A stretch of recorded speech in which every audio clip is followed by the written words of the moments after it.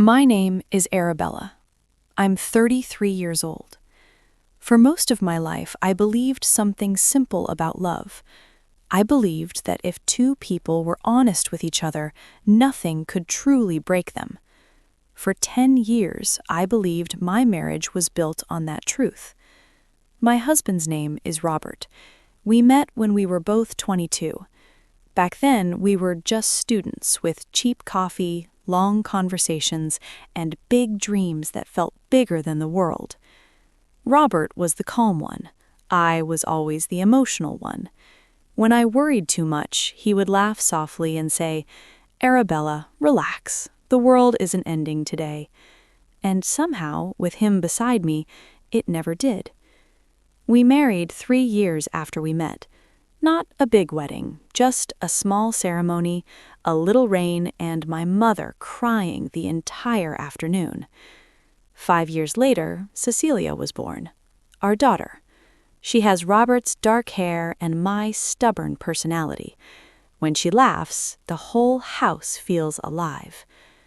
For years, our life followed a simple rhythm: morning coffee, school runs, weekend movies, small arguments about dishes or laundry, but nothing serious, nothing dangerous, nothing that could break a family. At least, that is what I believed. Everything changed on a rainy Friday night. It was late October.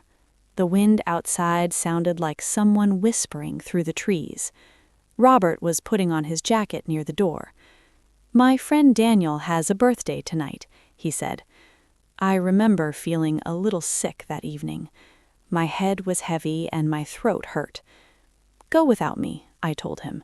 "I just want to rest." He looked at me carefully. "Are you sure?" "Yes," I smiled. "Bring me cake tomorrow." He laughed and kissed my forehead. "Deal." Then he grabbed his keys and left. The house became quiet. Too quiet. Cecilia was sleeping at my parents' house that night. My mother had wanted to spend time with her granddaughter. Normally, I loved the silence when Cecilia wasn't home. But that night, something felt strange, like the air inside the house had become heavier. I made myself tea. I watched half of a movie, but I couldn't focus on it. My mind kept drifting. After a while, I fell asleep on the couch. The next morning, sunlight woke me, bright and sharp through the window. I checked the clock. 9:17. Robert was already home. He was sitting at the kitchen table, not moving, just staring down at his hands. At first, I thought he was tired from the party, but something about his face looked wrong. Not drunk, not sleepy, just empty. I poured myself coffee and sat across from him. "Good morning," I said. He didn't answer. "Robert?" He looked up slowly. His eyes were red, like he hadn't slept at all. "What happened?" I asked. For a moment, he said nothing. Then he rubbed his hands nervously. "Arabella, I need to tell you something." My stomach tightened. People never say that sentence before good news. "What is it?" He took a deep breath. "Someone was at the party last night." "Okay." "My ex-girlfriend." The word landed quietly between us. "Laura." I knew that name. He dated her years before we met, but she had moved to another city, or at least that is what I thought. "What happened?" I asked. Robert looked down again. "She came to talk to me." "And?" He swallowed. I was drunk. My fingers slowly tightened around the coffee cup. "Robert, what happened?" There was a long pause, long enough for my heart to start beating harder. Then he said it. "I kissed her." For a second, the entire room felt silent, like the air had disappeared. "You what?" He repeated quietly. "I kissed her. She came close and I didn't stop her." The words sounded wrong, like a lie trying to look like the truth. I stood up so suddenly the chair fell behind me. "Just happened?" Arabella, please, do you hear yourself? He looked miserable. I made a mistake. My chest felt like someone had pressed a heavy stone against it. How long? I asked. What? How long were you two together at the party? Only a few minutes. Did anyone see you? Yes. So everyone knows. He didn't answer. That silence told me enough. My face burned with humiliation. While I was home, drinking tea and feeling sick, my husband was kissing another woman in front of people. Get out, I said. He blinked. What? Get out of my house. Arabella, please listen. No. My voice had become strangely calm, cold. This house belongs to me. I bought it before our marriage. I pointed to the door. You can take your things later. Please, he said quietly. It meant nothing. But that sentence made everything worse. Nothing? I laughed bitterly. You don't destroy 10 years for nothing. He stepped closer. I love you. But the words no longer sounded safe. They sounded weak, empty, like a promise that had already broken. Leave, I said again. For a moment he just stood there, looking at me like a stranger. Then slowly he picked up his jacket. He walked to the door. Before leaving, he turned once more. I'm sorry. Then he left. The door closed behind me, and the silence inside the house became unbearable. I stood there for a long time, not moving, not crying, just staring at the empty doorway. 10 years, gone in one sentence. Later that evening, I went to my parents' house to bring Cecilia home. She ran toward me with her usual excitement. Mommy! She hugged my legs tightly. I forced myself to smile. Did you have fun? Yes, Grandpa let me eat chocolate before dinner. She held my hand as we walked to the car. Where is Daddy? She asked. The question pierced deeper than anything else that day. I paused before answering. Daddy is busy tonight. She nodded, satisfied. Children believe simple explanations. Adults know life is never simple. That night, after Cecilia fell asleep, I sat alone in the living room. Robert had sent 12 messages.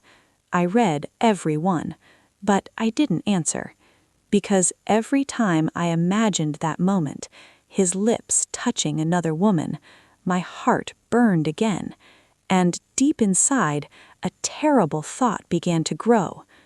Maybe the man I trusted 10 years was not the man I thought he was.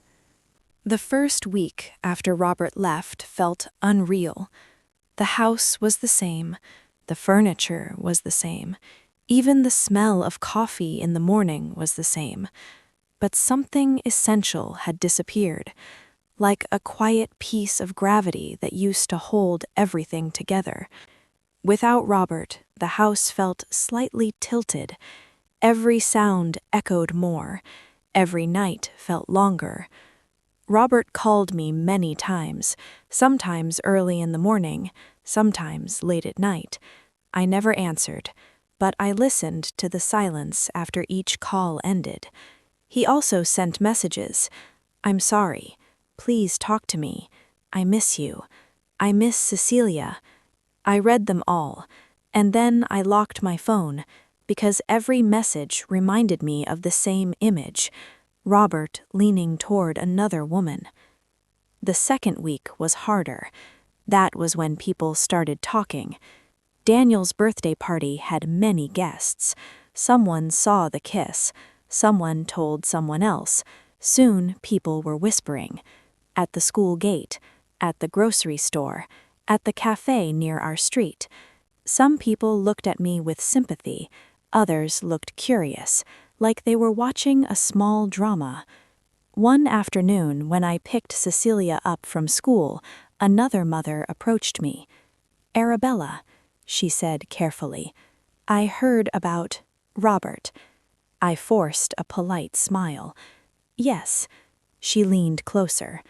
I just want you to know something. What?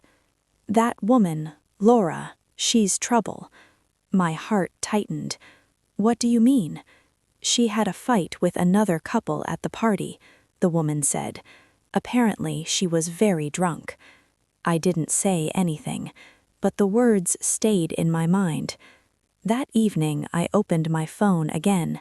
Robert had sent another message. Please let me explain. I almost replied. Almost. But my fingers stopped. Because what explanation could possibly change what happened? Days passed. Robert stopped calling every hour, but he didn't disappear. Every weekend he came to see Cecilia. I allowed it. No matter what happened between us, he was still her father. The first time he came, Cecilia ran to him like nothing had changed. "Daddy!" She jumped into his arms. Robert held her tightly, too tightly, like someone holding something fragile.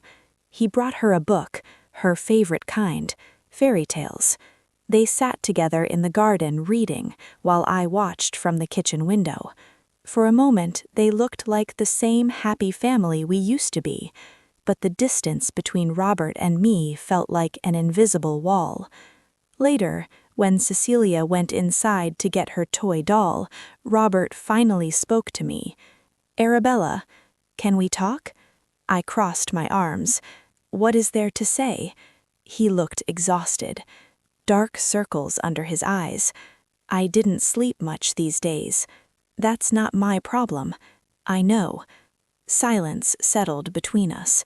Then he said something strange. "You don't know the whole story."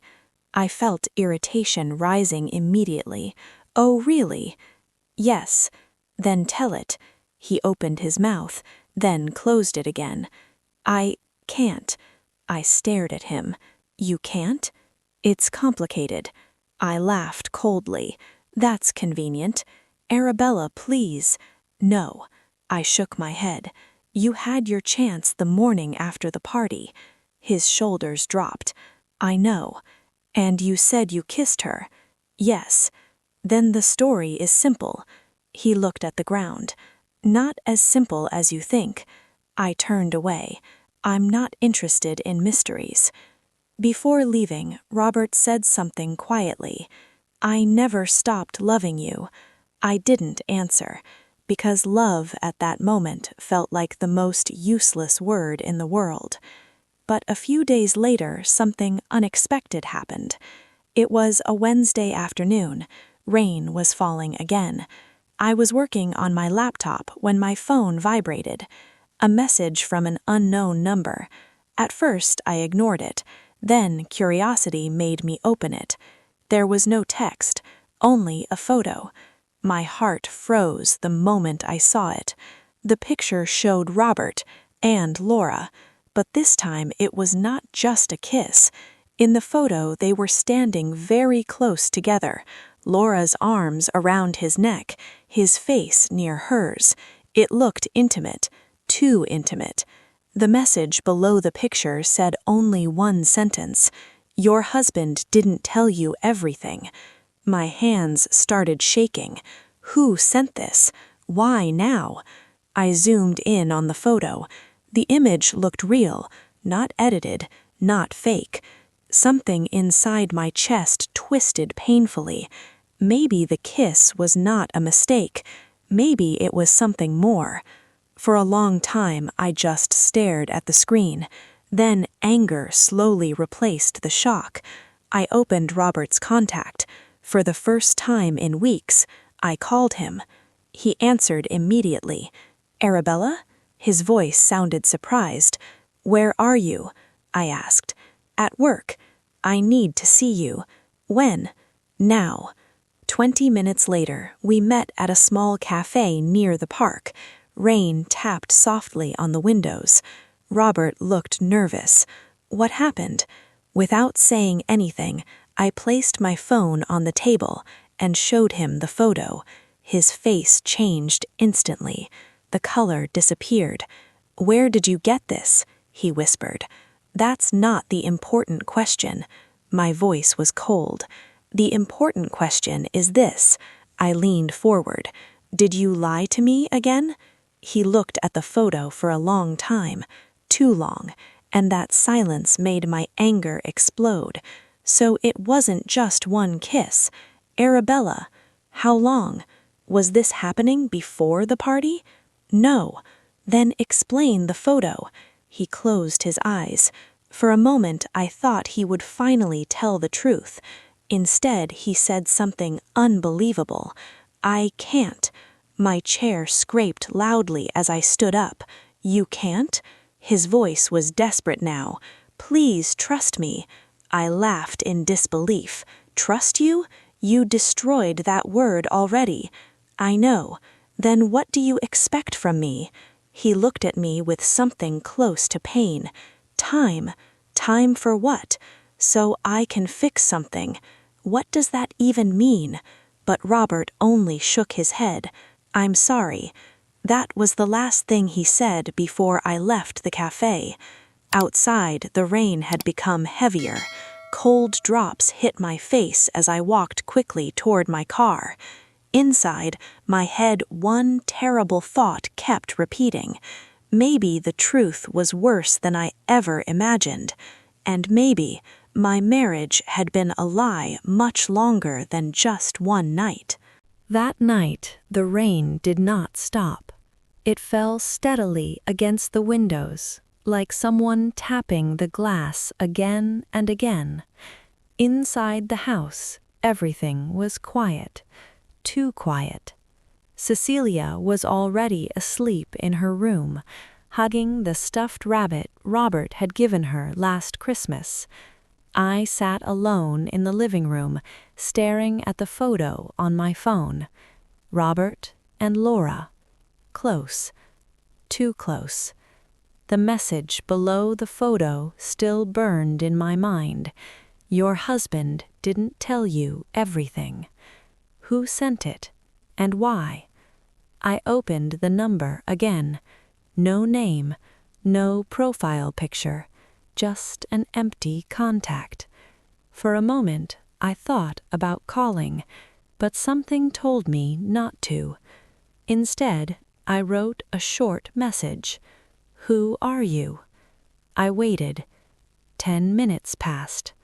Nothing. 20 minutes. Still nothing. Finally, when I was about to put the phone down, a new message appeared. Someone who knows the truth. My heart beat faster. What truth? The typing bubble appeared, then disappeared, then appeared again. Finally, another message arrived. "Meet me tomorrow." A location appeared below the text. A small cafe near the train station. The next morning, the sky was gray and heavy. I barely slept. All night, my mind kept replaying the same thoughts. Was Robert lying? Was that photo real? Or was someone trying to destroy what little remained of our marriage? At 10 in the morning, I arrived at the cafe. It was quiet, only a few people sitting near the windows. I chose a table in the corner. 5 minutes later, the door opened, and the moment I saw who walked in, my entire body went cold. Laura. She looked exactly like I remembered from old photos. Tall, blonde, confident. She walked directly toward my table. "Arabella," she said calmly. I stared at her. "You sent the photo." "Yes." My hands slowly tightened around the coffee cup. "Why?" She sat down across from me. For a moment, she simply studied my face. Then she said something unexpected. "Because Robert wouldn't tell you the truth." Anger rose inside me immediately. "So you decided to do it for him?" "Yes." I leaned forward. "What truth are you talking about?" Laura sighed softly. "That night at the party, Robert didn't kiss me." The words sounded absurd. "What?" "He tried to stop me." I felt my chest tighten. "That's not what he said." "Because he was protecting someone else." "Who?" Laura hesitated. Then she spoke quietly. "Daniel, Robert's best friend." My confusion deepened. "What does Daniel have to do with this?" Laura looked down at the table. "For years, Daniel has been secretly in love with someone." "So?" "That someone was me." The room suddenly felt smaller. "Wait." Laura continued slowly. "Daniel invited me to the party because he wanted to confess his feelings. But when I arrived, I saw Robert first." She gave a bitter smile. "I had too much to drink that night." Her eyes lifted toward me, and I made a stupid decision. "What did you do?" "I kissed Robert." My heart pounded. "He pushed me away immediately." The words echoed in my head. "Pushed me away." But people around us saw it. They started whispering, and Daniel saw it too. Her voice lowered, and he was devastated. I tried to process everything. "So Robert told me he kissed you because Daniel begged him to." "What?" Laura nodded.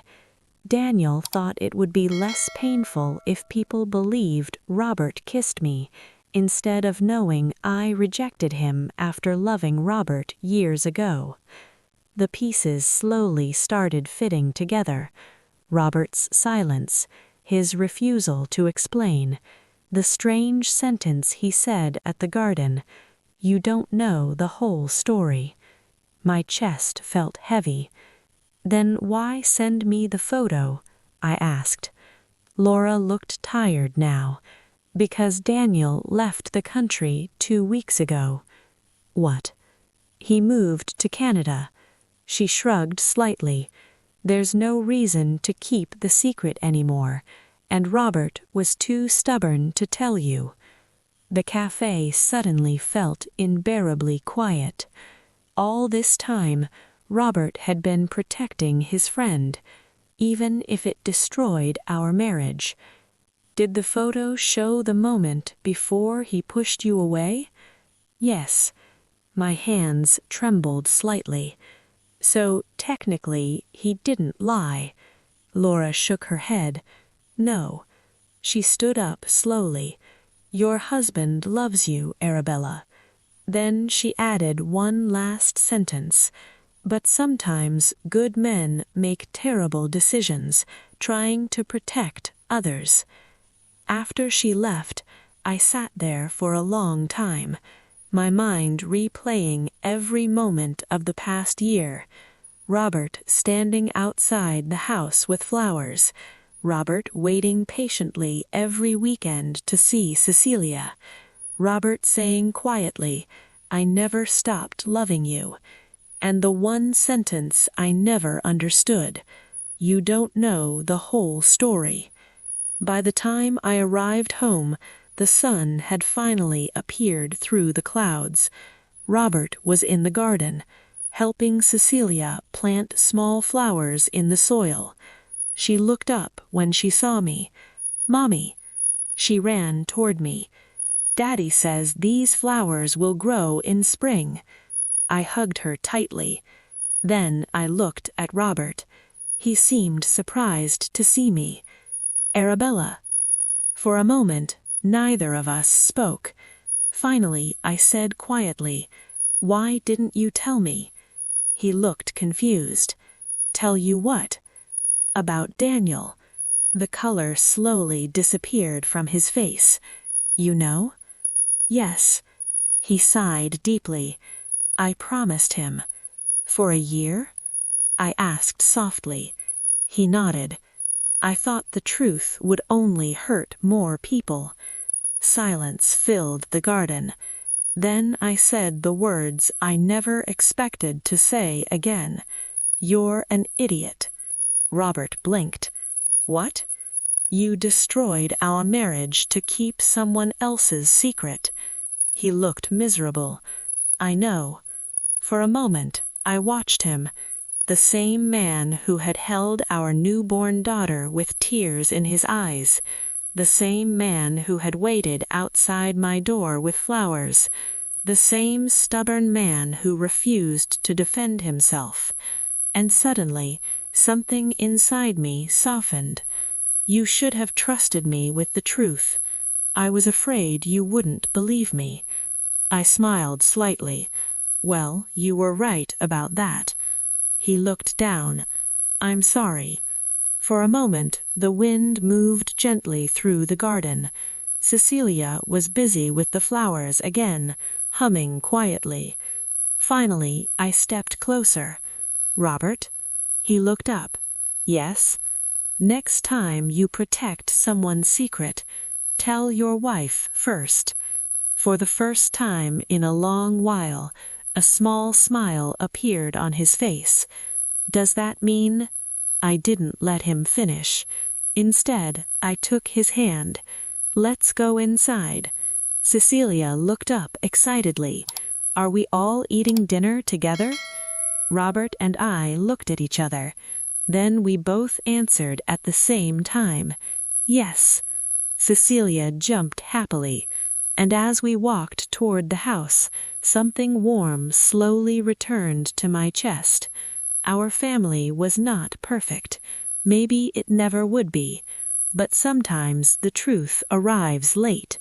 And sometimes love survives even the worst misunderstandings.